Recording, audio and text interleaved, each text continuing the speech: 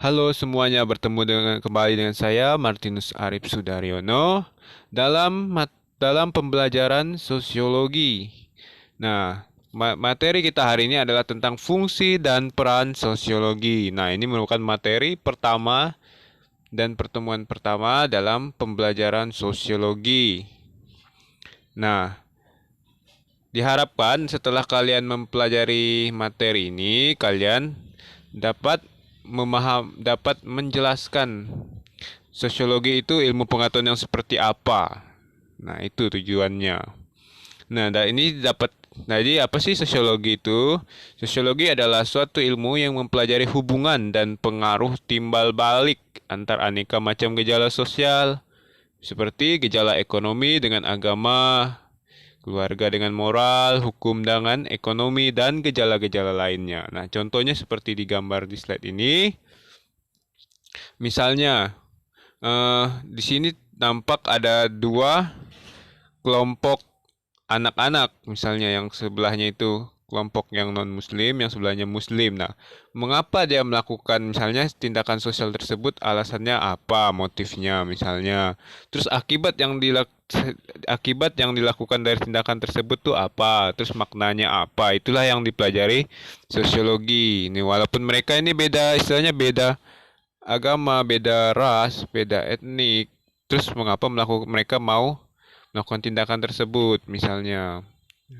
Lalu mengapa misalnya toleransi, mengapa dia melakukan toleransi sosial gitu misalnya dan sebagainya.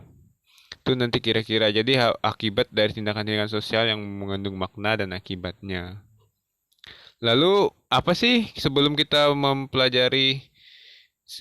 mengetahui apa itu sosiologi, kita mempelajari dulu manusianya. Manusia itu sebagai makhluk individu juga sekaligus sebagai makhluk sosial. Nah, sebagai makhluk individu, manusia itu memiliki kepribadian yang unik. Jadi individu yang dimaksud di sini adalah manusia itu makhluk yang otonom. Jadi manusia itu memiliki kebebasan dan dalam menentukan pilihannya dan bertanggung jawab atas pilihannya. Nah, itu yang disebut otonom. Jadi dia bertindak atas keinginannya dirinya sendiri dan karena kepribadian yang unik, manusia itu tidak akan sama, misalnya tidak akan sama dengan manusia yang lainnya antara satu orang dan orang lainnya dari ciri fisik, sifat dan sebagainya.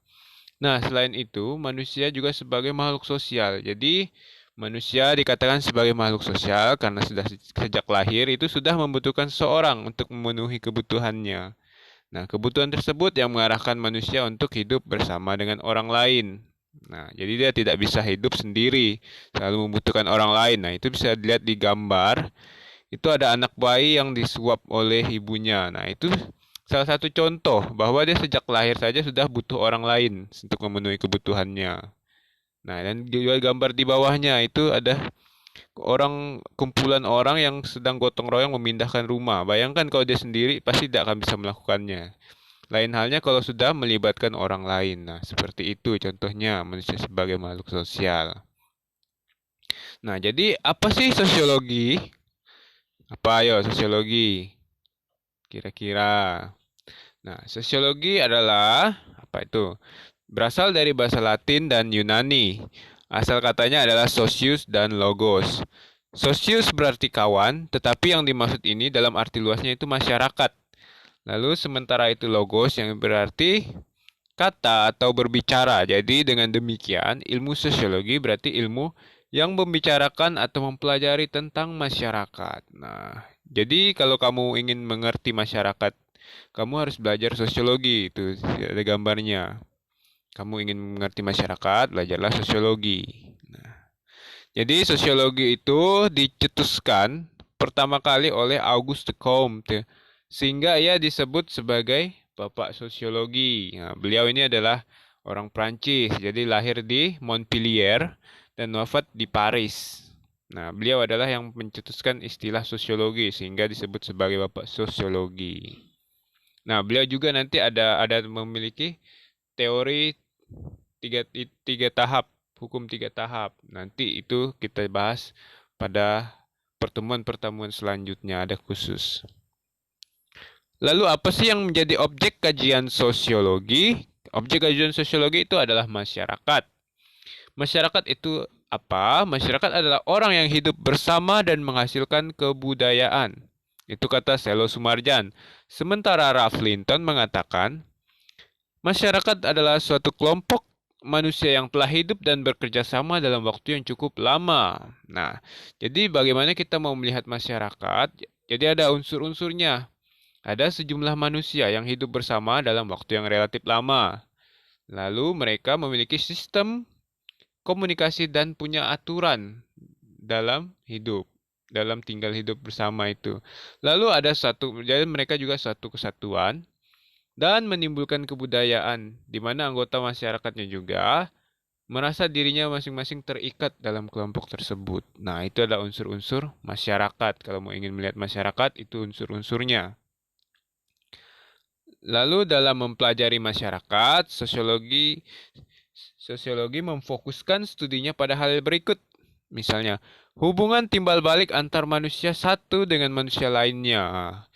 Antar manusia satu dan manusia lainnya berinteraksi, tentu saling mempengaruhi. Nah, itu yang dipelajarinya. Hubungan antar individu dan kelompok, hubungan antar kelompok yang satu dengan kelompok lainnya, dan proses yang timbul dari hubungan tersebut. Nah, misalnya di sini, mengapa dari interaksi antar individu-individu, bukan individu dengan individu dan mereka membuat satu kelompok, terus mengapa mereka melakukan terus timbullah kerjasama sebagai proses yang timbul dari hubungan tersebut misalnya.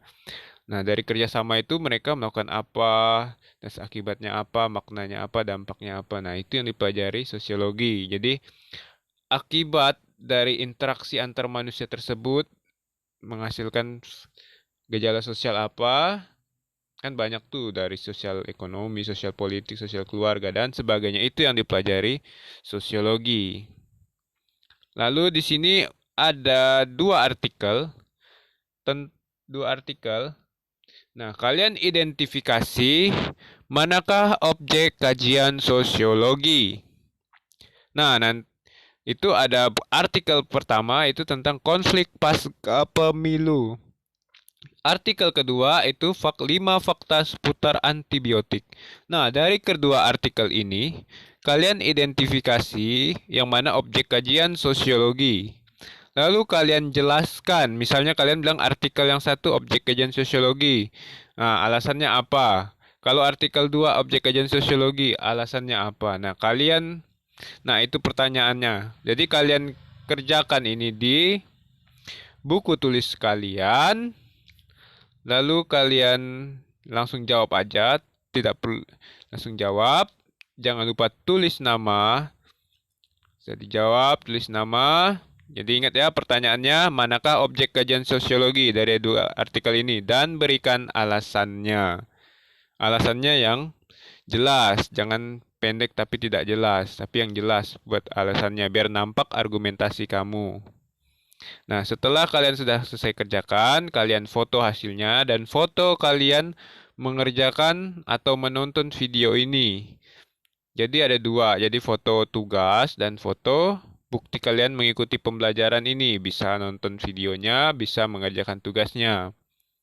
Nah, nanti kirim ke Google Classroom. Nanti kirim ke Google Classroom atau yang belum punya Google Classroom, beritahu teman-temannya yang belum punya, itu bisa dikirim ke WA.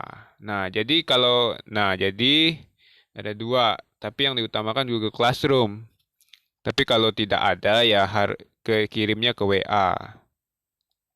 Nah, sekian dulu pembelajaran hari ini tentang